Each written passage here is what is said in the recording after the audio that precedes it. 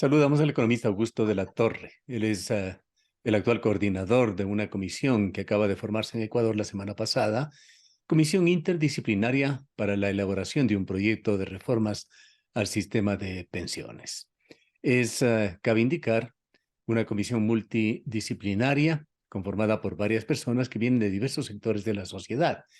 Y allí están Eduardo Carmiñani Valencia, está Doménica Cobo, Andrea García Angulo, Andrés Hidalgo Ceballos, Pablo Lucio Paredes, Carla Morales, Segundo Vilema. La mayoría de ellos que no necesitan mayor presentación, pues son ciudadanos y personalidades conocidas en el país.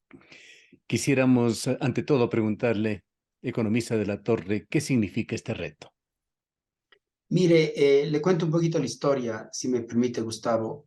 Usted recordará quizás que a fines del gobierno del presidente Moreno, un grupo de técnicos ecuatorianos con asesoría del Banco Mundial, colaboración del IES, preparamos un documento de diagnóstico del sistema de pensiones que se hizo público en el tiempo del ministro Pozo. Es un documento público que en algún momento el presidente de la República me invitó a que presentásemos ante un grupo reducido del gabinete. Entonces, algunos técnicos del Banco Mundial y mi persona le hicimos esa presentación al presidente. De esa reunión, el presidente me dijo, ¿podrías darnos una opinión de cómo reformar el sistema de pensiones? Porque el presidente entendió los problemas fundamentales de viabilidad del sistema. Y esa conversación ha proseguido de una manera u otra. Como usted sabe, Gustavo, yo vivo en Estados Unidos, le doy clases en la Universidad de Columbia, entonces ha habido restricciones de tiempo, pero en algún momento, ante la invitación del presidente de que le dé una opinión sobre cómo se puede reformar el sistema de pensiones, yo le sugería al presidente que la mejor manera de responder a esa inquietud sería a través de una comisión parecida a la que se ha formado en otros países en donde se ha tratado esta misma temática. Y le dije, creo que es la mejor manera de responder a su petición, presidente. Entonces le propongo que yo me esfuerzo en crear una comisión diversa que canalice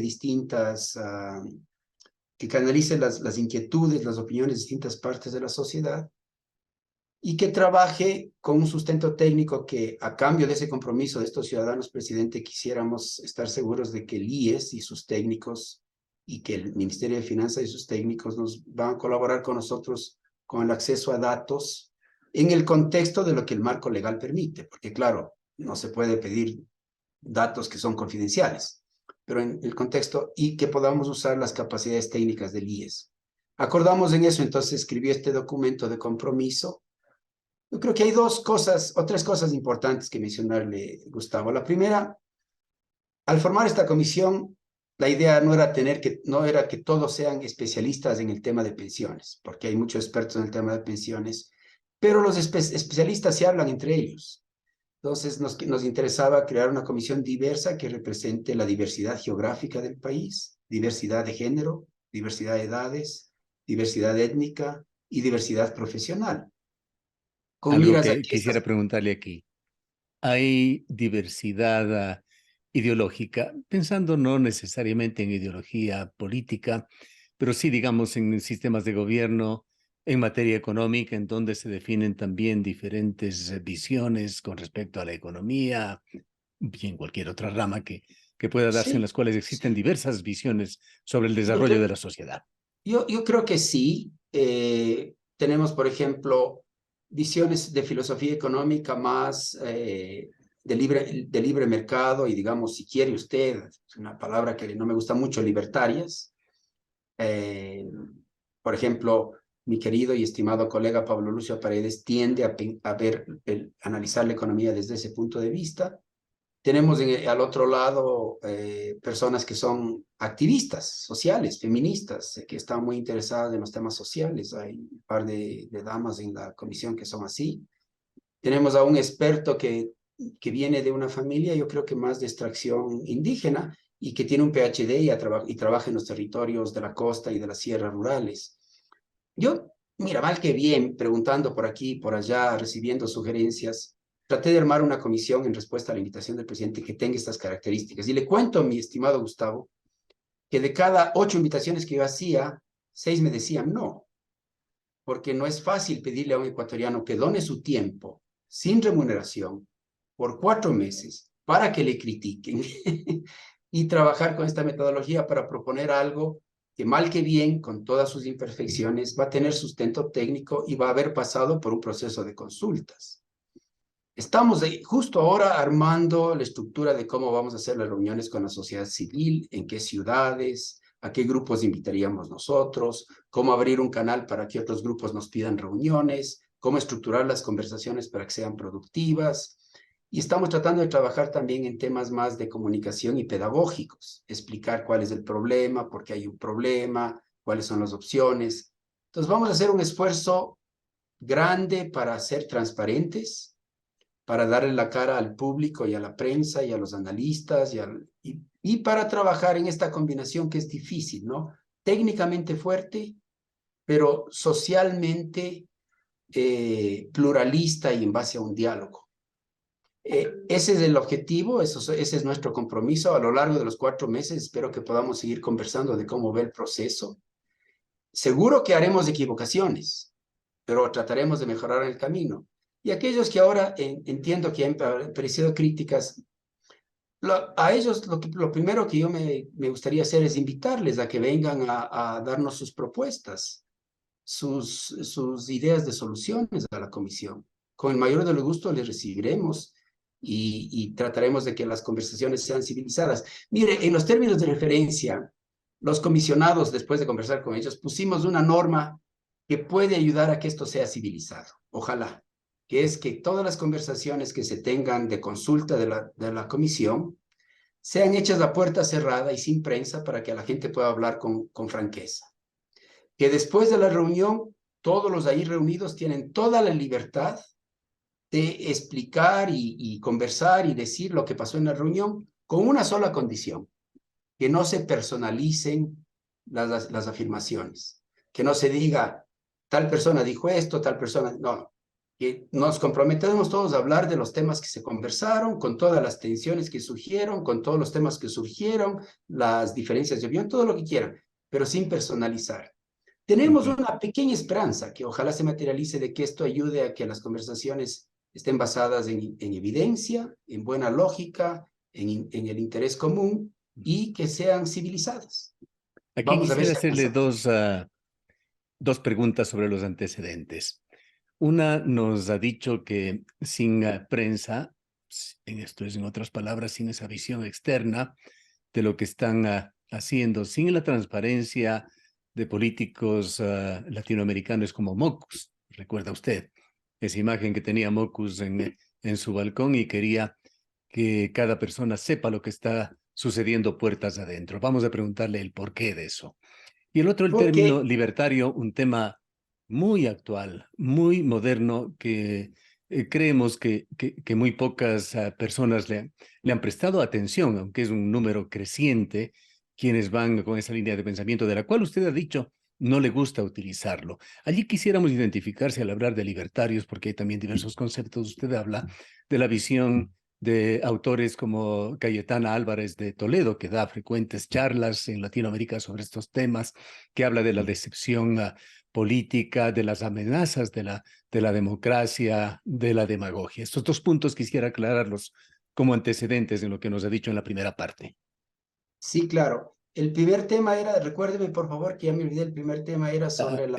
El primer tema era sobre la presencia o no de la prensa. Decía que será Sí, a a ver, puerta sí, sí, cerrada. este es un tema importante sobre el cual yo he tenido debates a fondos con mucho vino y cerveza con mis amigos y colegas.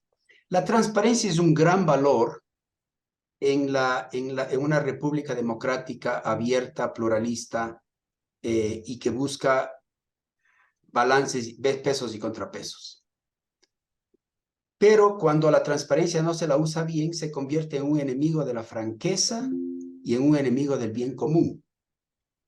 Porque cuando están las cámaras puestas por encima de los políticos que están reuniéndose sobre una política pública, en lugar de pensar en el bien público, piensan en la audiencia que les está oyendo. Entonces, a mí me parece que la transparencia tiene que administrarse bien para favorecer la franqueza en el diálogo y la sustancia en la conversación. Entonces, Que no haya prensa mientras estamos en las reuniones de consulta no quiere decir que no puede haber prensa después de la reunión. Ya, pero en esto de lo libertario, aunque me salte un poco las cosas, Cayetano Álvarez de Toledo, entre otras cosas, dice que aspiraría, y esa es su teoría, de que los políticos, califiquemos por el momento de político, ojalá en el buen sentido a esta comisión, digan lo mismo en público que en privado. Sí, eso sí es importante. Ahora, el problema es que lo que hay que decir en público tiene que tramitarse por un camino pedagógico. Si uno sabe algo y lo dice de mala manera y lleva eso a malos entendidos, es como en la familia. Hay que ser transparentes con la esposa y con los hijos, pero hay que saber cómo decirlo, en qué momento decirlo, para no arruinar las relaciones familiares. Entonces, una obligación que tenemos los que estamos en este tipo de cosas, agentes como a mí, que siempre me ha interesado la política pública, es tramitarla bien. Es que la gente se involucre en la búsqueda del bien público, entendiendo que hay tensiones, que hay Diríamos que ganadores y ejercer bien perdedores. esa compleja tarea de todos los días, por lo menos para nosotros, y creemos que para cada ser humano, de manejar Claro, bien la comunicación. especialmente porque hay diferentes diferencias de poder y de capacidades de negociación. Entonces uno tiene que entender que el bien público requiere una tramitación que sea democrática, pero al mismo tiempo justa, equitativa, etcétera. Entonces, sobre el tema libertario, mire, son visiones sobre la economía. Digamos, hay una visión sobre la economía, digamos, los libertarios extremos como Robert Nozick. La visión del libertario extremo es que el mejor gobierno es el que menos gobierna, ¿cierto? Mientras menos se mete el gobierno y el Estado en los temas de la vida social, mejor le va a la sociedad.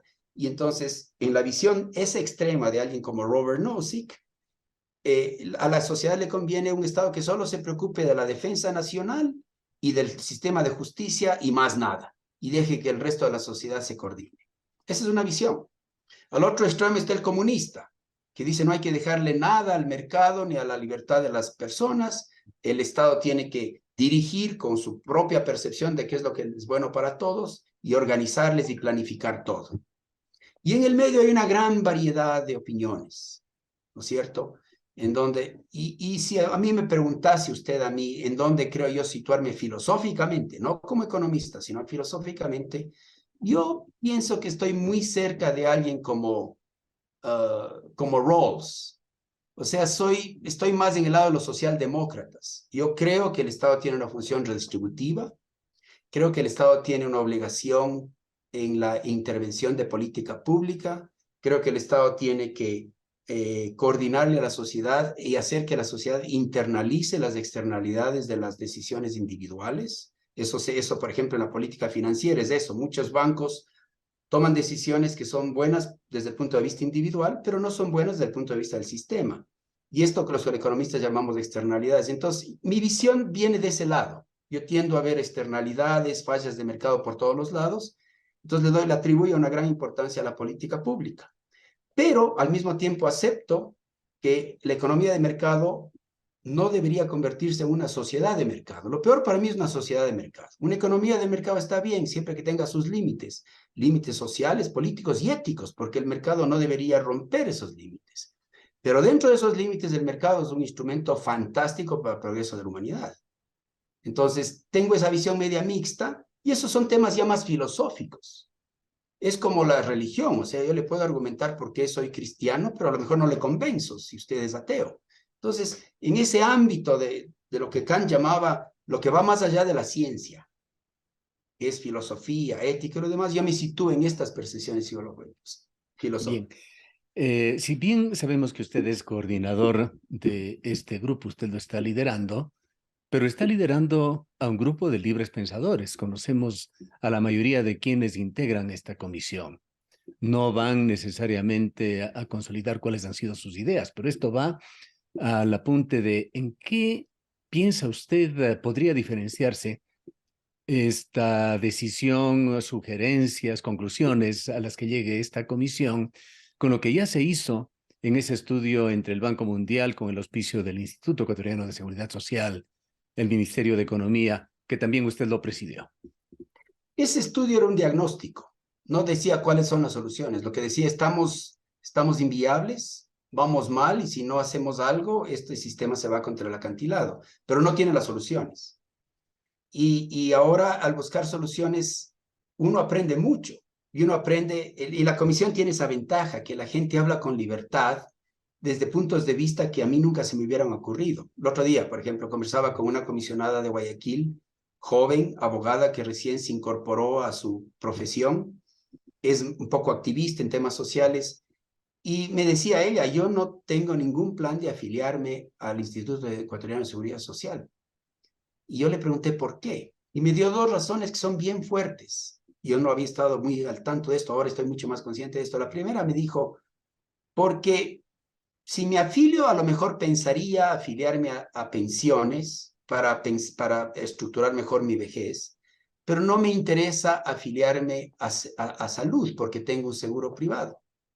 Pero tenemos un sistema ahora que no le da al trabajador independiente, no le da esa opción. Una razón interesante. O sea, aquí algo está fallando, que no estamos dando incentivos para que los profesionales que trabajan por cuenta propia, los nuevos contadores, los nuevos abogados, los nuevos dentistas, escojan afiliarse. Un tema. Segundo tema, dijo, además, me da un poco de recelo afiliarme al sistema de pensiones, porque no sé si me va a poder pagar pensiones. Entonces me doy cuenta que para la generación nueva el sistema está perdiendo credibilidad. Eso no era el caso en el tiempo de mi padre. Yo recuerdo, mis tías, mis padres, todos querían afiliarse, porque creían en el sistema, creían en los beneficios, creían en las pensiones. Entonces ahora tenemos un creciente erosión de la credibilidad con las nuevas generaciones que hay que reparar. Entonces, el trabajo de la comisión es que vengan estos puntos de vista, se conjuguen con el tema técnico y lleguemos a algo que al menos después de las consultas, nos parezca balanceado, pero técnicamente sustentable. Este informe, economista de la Torre, que se divulgó, se lo conoció, no ampliamente, pero sí en los círculos interesados en el anterior gobierno de Lenín Moreno, ha dado lecturas que lleva a conjeturas. Por ejemplo, al economista Marco Flores, quien se atreve a dar pronósticos en 6 puntos, que le voy a resumir brevísimamente, Por favor. que anticipa que serán decisiones que tomará esta comisión. Posibilitar la privatización y destino de los aportes de los trabajadores en forma similar a Chile, sin ser Chile, dice él. Segundo, aumentar el actual porcentaje de aporte de los trabajadores. Tercero, incrementar los años de servicio y la edad para poder jubilarse. Cuarto, eliminar del beneficio a los hijos de los afiliados menores de 18 años, eliminar a las esposas o convivientes de los afiliados, pagando el 3,41%. Este punto y el anterior, en los cuales diríamos que hay más coincidencias en parte de sectores que están desde ya refutando lo que podría ser la comisión. Y en el sexto punto, cambiar la base de cálculo para que no sean los 5 años de mejores sueldos o salarios sobre los cuales aportó el trabajador los que sirvan de base para establecer la pensión de jubilación. Algunas coincidencias. Empecemos diciéndole que a mí para mí sería un gran placer y un gusto que Marco Flores venga a conversar con la comisión y nos dé Sería las muy ideas. bueno que Y claro, conversen y que con él, nos por dé las ideas supuesto. de cómo él piensa que deberíamos arreglar el sistema. Ujú. Si él cree que el sistema no está roto, pues que nos demuestre y que nos ayude a entender por qué no está roto, porque todos los números a mí me dan la evidencia clara de que el sistema es inviable. Entonces, hay esa discusión que me interesa tener. Yo le invito a Marco que se venga y nos traiga sus propuestas. Ahora, sobre los temas que él piensa que ya están escritos en la piedra y que no van a cambiar, Digamos que permítame, son prejuicios. sí, permítame decirle algunas cosas. Primero, a nosotros nos toca hacer una propuesta que esté en consonancia con la Constitución. Y tenemos una Constitución que dice que el sistema de pensiones del país no puede privatizarse. Necesitamos entender, a mí me interesaría entender mejor qué significa que no puede privatizarse. Por ejemplo, cuando el Estado contrata a una constructora privada para que construya la avenida de Cuenca a Popayán, o algo así, o la avenida la autopista de Quito a Guayaquil. ¿Es eso privatizar la autopista? ¿Sí o no? O sea, a mí me interesa entender qué es lo que está en la mente de los ecuatorianos cuando hablan la palabra privatización. Creo que lo que está en mente es lo que dice Marco, que hay una fuerte ideología que cree, no sé, dentro de la comisión, me imagino que él piensa, que cree que el Ecuador debería ir a un sistema a la chilena basado puramente en el ahorro individual. Personalmente, yo no creo que eso es lo que le conviene al Ecuador. Tampoco, de lo que he detectado hasta ahora, no veo que hay ningún comisionado que piense que hay que imitar a Chile en su extremo. Eso no quiere decir que no hay un espacio para discutir, interesante espacio para discutir con la sociedad, si es que conviene que desde el punto de vista de la política pública, el Estado otorgue incentivos, por ejemplo, tributarios, para que los trabajadores que puedan acumular de alguna manera ahorros que pueden ser administrados por el mismo instituto de pensiones, ahorros con los cuales puedan complementar la pensión que saben que van a recibir del sistema. Porque el sistema ahora, por ejemplo, tiene una pensión máxima, el sistema no da más de 2.500 al mes.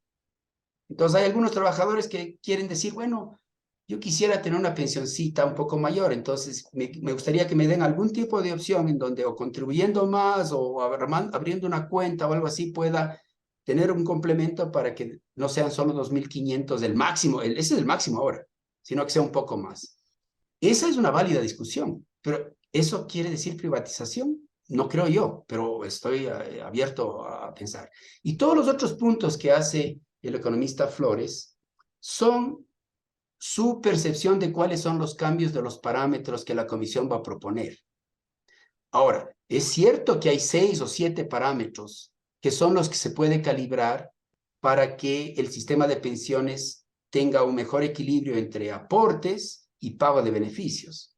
Y esos 6 parámetros, sin duda, son edad de jubilación, años de cotización, la manera como se combinan los años de la edad de jubilación con los años de cotización, el porcentaje que esas dos variables de la pensión medida como porcentaje de sueldos prejubilares que esa combinación le da, el número de sueldos que se toman en cuenta para calcular la pensión, el modo como se define la pensión máxima, el ritmo al cual va creciendo el derecho pensional con cada año de cotización. Todo eso son parámetros. Y los que saben de sistemas de pensiones saben que los sistemas de pensiones desequilibrados se arreglan con lo que se conoce como cambios paramétricos. Perdón, y hay un último parámetro que es bien importante, que es la tasa de aporte. Claro que hay otros parámetros. ¿Cuáles son los beneficios del sobreviviente? Si se muere el jubilado, ¿le queda algo no a la esposa, a los hijos, a los dependientes? ¿Y bajo qué reglas? Esos son otros parámetros, etcétera. Entonces, claro, si hay que reparar el sistema de pensiones, hay que recalibrar los parámetros. Y una de las cosas que vamos a conversar con la sociedad es qué menú de cambios paramétricos es más digerible socialmente, que nos da el resultado que todos queremos, que son pensiones razonables, decentes, pero equilibradas con respecto a los aportes que uno hace y más equitativas. Mire ahora, los parámetros que tenemos ahora generan unos comportamientos bien perversos.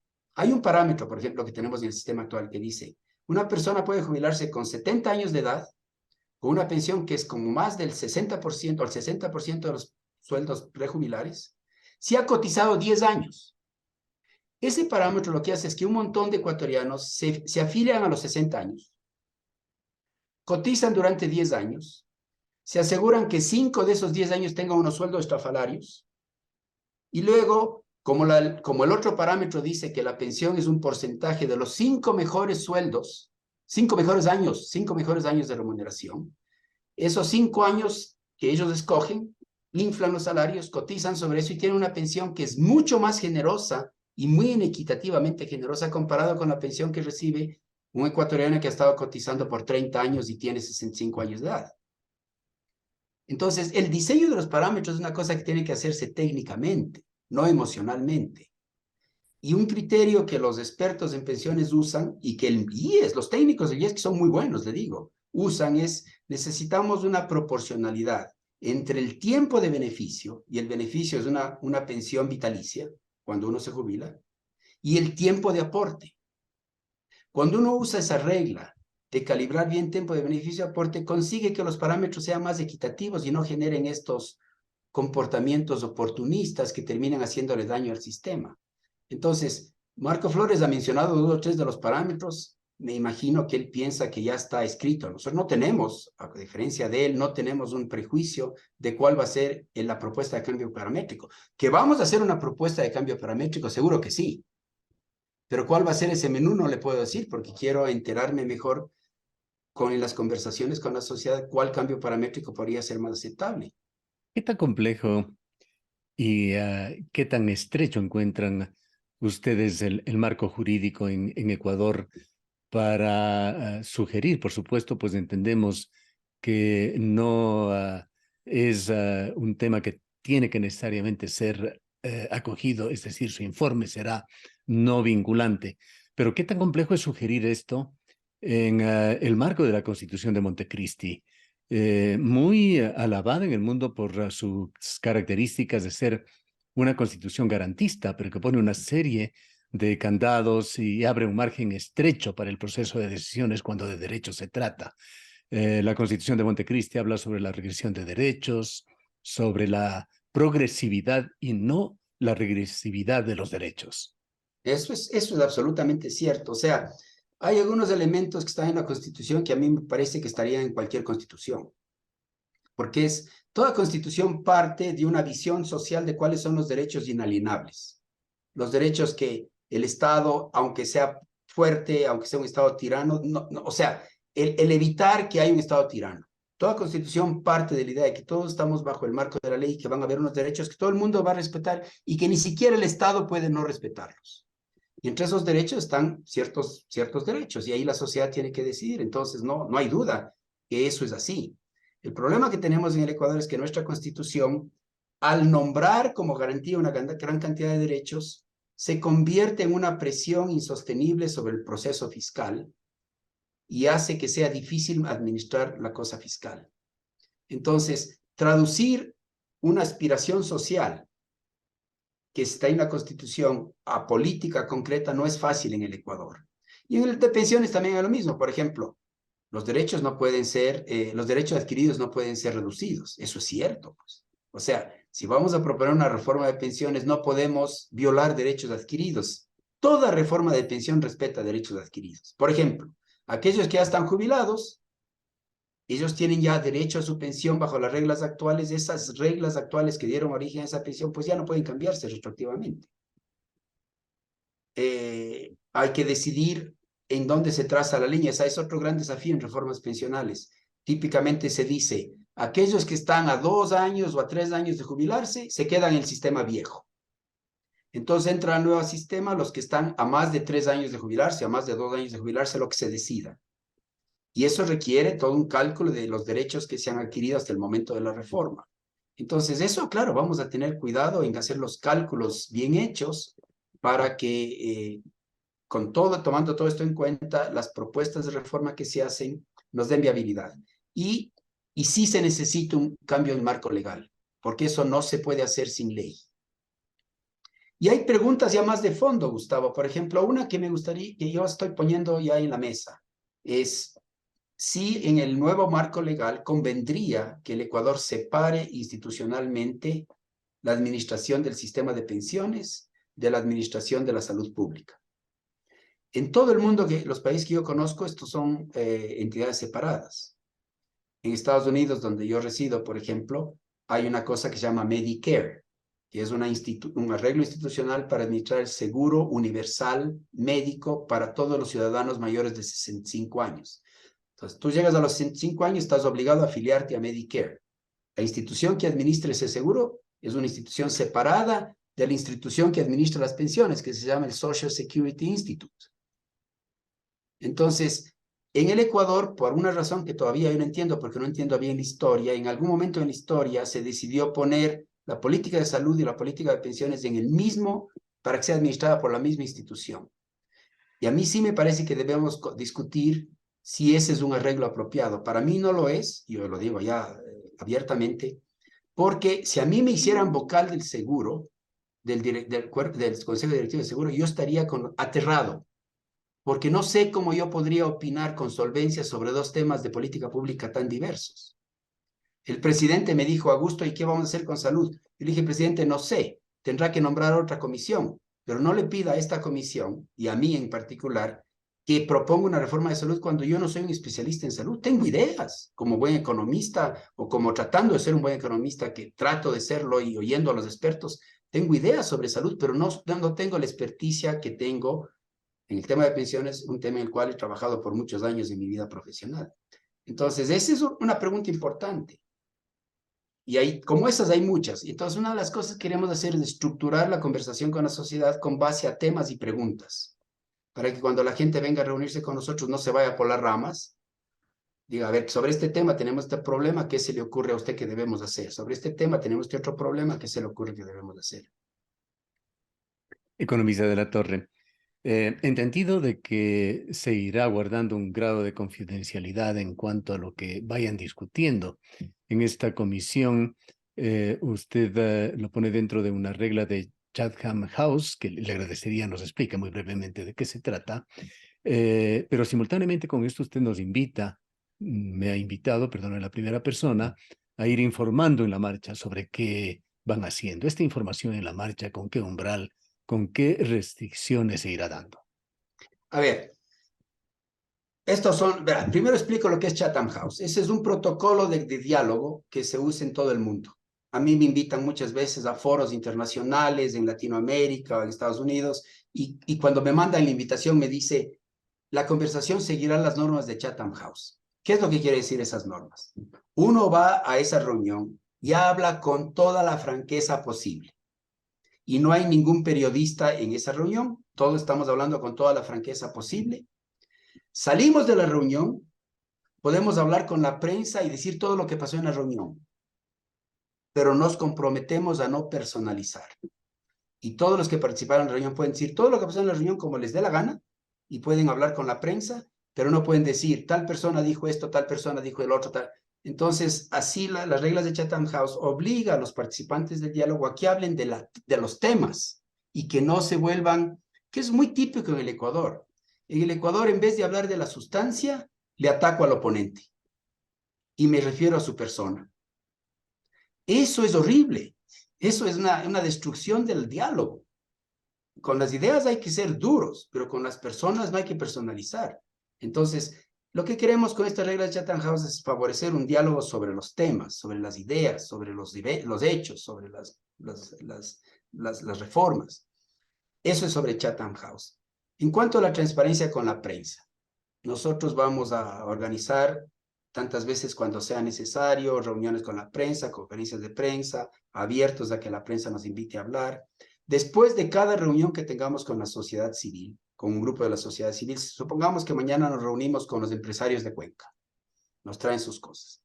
Tenemos un asistente que va a tomar una minuta de lo que pasó y vamos a poner el resumen de los temas que se discutieron de una manera desapasionada en el sitio web de la comisión.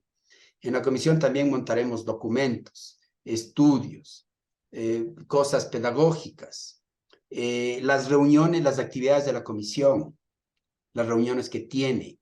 Estamos hablando con el IES para ver si es posible también poner en el sitio web un banco de datos que, siguiendo las normas de acceso a datos que hay en el Ecuador, pueda ofrecérselo. Ojalá sea posible hacer esto a todos los investigadores de las universidades del Ecuador que quieran hacer sus propios ejercicios, sus propios estimados, sus propios análisis de los datos.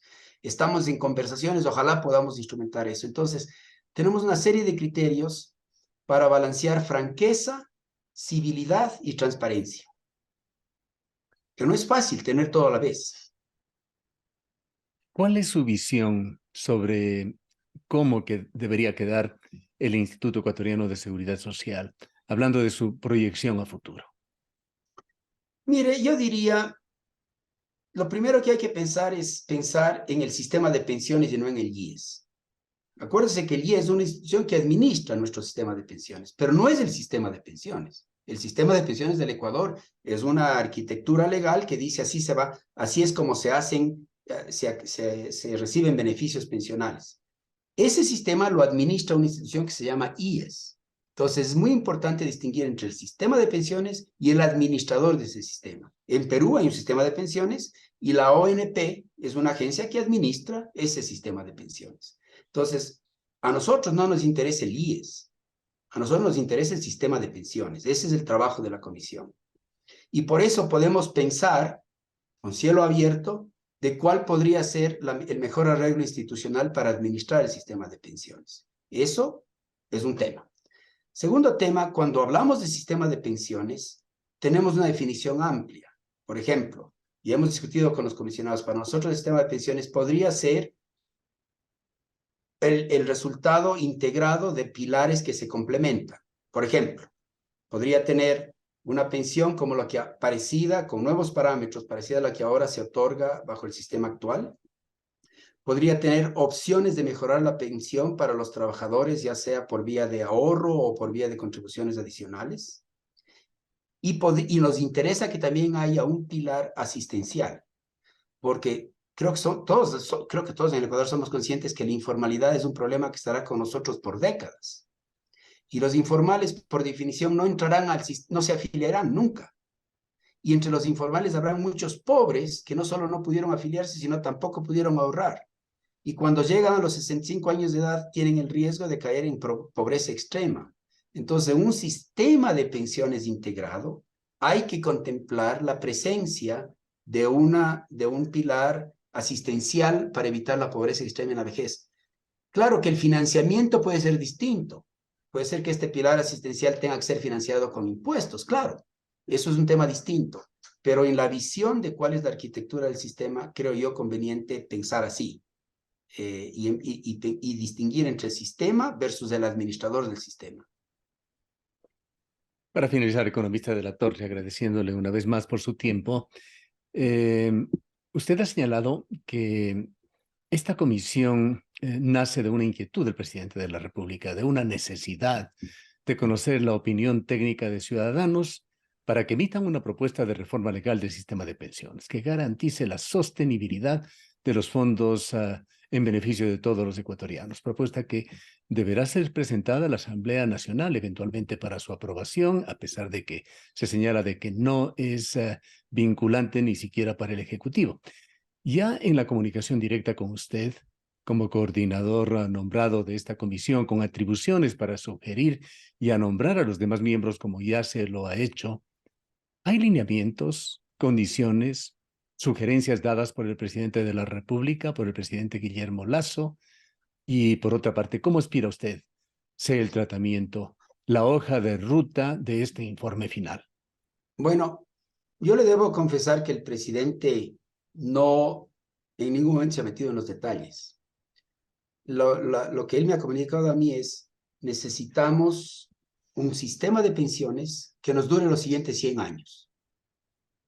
¿Qué debemos hacer para tener un sistema de pensiones que sea creíble, que sea equitativo, que sea financieramente viable, que sea fiscalmente sostenible, que nos dure 100 años? Eso es un poco lo que él dice. ¿Qué es lo que deberíamos hacer para tener eso? La única petición que el presidente ha hecho y que me parece absolutamente justa es que él quisiera que, así como nosotros vamos a estar reportando a la prensa con cierta regularidad cómo avanza el proceso, que él también quisiera recibir con cierta frecuencia reportes de progreso.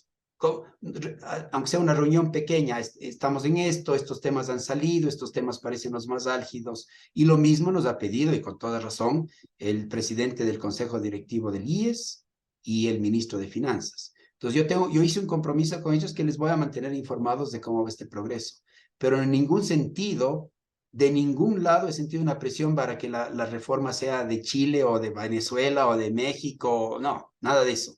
Es cómo tenemos nosotros un sistema para todos los ecuatorianos que tenga estas características, que nos dure 100 años y que sea creíble. Gracias, economista de la Torre, por esta entrevista. Muchísimas gracias, Gustavo. Un placer estar con usted. Espero poder seguir conversando sobre este tema a lo largo de los 4 meses, durante los cuales espero estar en su mayoría en el Ecuador. Esperemos así. Gracias, economista de la Torre. Éxito, que ojalá logren las mejores recomendaciones que sean acogidas por las diferentes instancias legales y puedan, sobre todo, garantizar ese sistema de pensiones, mejorar al Instituto Ecuatoriano de Seguridad Social. Han escuchado al economista Augusto de la Torre, coordinador de la Comisión Interdisciplinaria para la elaboración de este proyecto de reformas al sistema de pensiones, de reformas al IES.